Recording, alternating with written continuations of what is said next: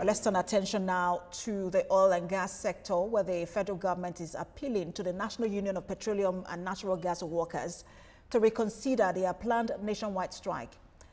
Minister of Labour and Employment Mohammed Dingyadi also pleaded with the Nigerian Labour Congress to withdraw the red alert it issued to its affiliate unions to be on standby for a nationwide strike in solidarity with the petroleum workers. The minister says the petroleum sector constitutes the core of the country's economy, and the strike will not only lead to heavy revenue losses, but also cause untold hardship and difficulties for Nigerians. NUPENG had insisted it will embark on an industrial action today over alleged anti-labor activities by Dangote refinery. A statement signed by its president and general secretary expressed concern that the refinery's owner, Aliko Dangote, had insisted that new drivers for the imported trucks would not be allowed to join any union.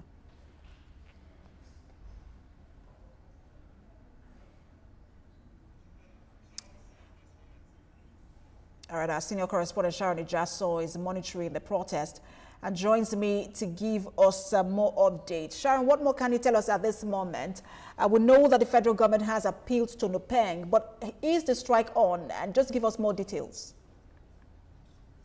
Well, it's a bright afternoon here in Apapa, Lagos, and I can tell you that I've been able to drive around town to know the situation of things. Here is where it all starts. We have more than 25 tank farms here at Coconut, Apapa, Lagos. And I can tell you for a fact that all of the trucks that I've seen this morning are empty, and the tanker drivers have complied to the national directive by NUPENG. So as it is now, the impact of the day one strike is yet to be felt because some of the gas stations actually still have products. But as we speak now, there is going to be a looming fuel scarcity if the federal government and other relevant stakeholders are not on ground to ensure that the striking tanker drivers, put a stop to the industrial action. Sharon, just give us an idea on how this works. It is unless Dangote has said, look, he doesn't want his truck drivers to be part of NUPENG. But is unionism in the oil and gas sector compulsory? Just give us an idea of how it works. Okay, first, for the tanker drivers, they belong to NUPENG. But it's worthy of note that the senior workers, which is Pengasan, also have sent a statement to the media this morning indicating that they are backing their sister union, NUPENG, in this strike.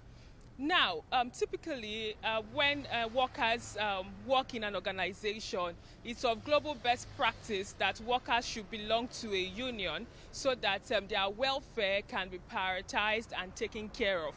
The oil and gas industry is a unique one because they don't play local, they play in an international space. So, owing to the fact that Dangote has told the tanker drivers that they would not be able to join the union is not happy about this development, and that's why they decide to embark on an industrial action.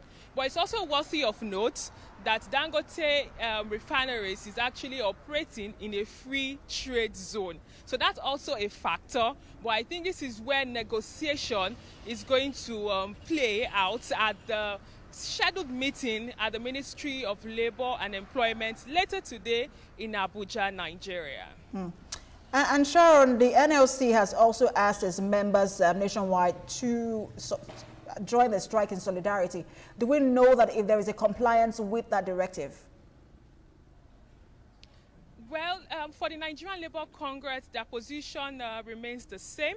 For them, they believe that every worker should be unionized, and that is according to global best practice, International Labour Organization, which Nigeria is also a part of, also is of the view that workers should be part of the union to ensure that workers' rights are protected. Many a times we know that the employers of labor are out there to make profits, which is not out of place. But for the workers themselves also, they also want to get the best from the system to ensure that their welfare is being taken care of. At Apapa here in Lagos today, we are able to find NUPENG officials, coming out in their numbers to monitor the impacts of the protest and the strike, to ensure that no tanker driver goes ahead to load fuel. But I've gone around myself at mobile plants, and I'm here where we have more than 20 plants, and I can tell you that no door has been opened for tanker drivers to come and load fuel, and the tanker drivers themselves have not made effort. If you see the visuals that I sent earlier on, you would see that most tanker drivers are seated inside the vehicle. Some are touching their phones, some are sleeping, and we also have lots of signposts, which indicates that they would continue to, Workers United cannot be defeated. So they are working together to ensure that the strike is a success. Thank you so much, Sharon, for the update. We hope that this is resolved today. You mentioned there is a meeting. Nigerians do not want to face another fuel scarcity.